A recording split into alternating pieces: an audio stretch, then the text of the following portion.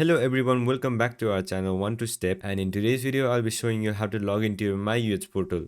Before getting started, if you are new to the channel, please do subscribe and turn on the notification bell icon so that you get notified every time we upload new videos. Now let's get started. First of all, open your Google Chrome or any web browser. Then on the search bar type in MyUH portal.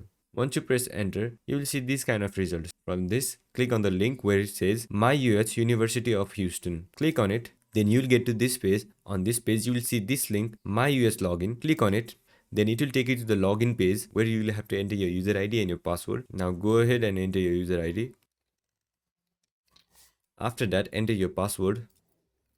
And in case if you don't remember your password, you can click on this link to recover it. And if you don't remember your user ID, you can click on this link. Once you have entered your correct credentials, click on the sign in button and you'll be logged into your account. That's it for this video. I hope this video was helpful, and if it was, don't forget to leave a like, comment and subscribe, and turn on the notification bell icon so that you get notified every time we upload new videos. And I'll catch you on the next one.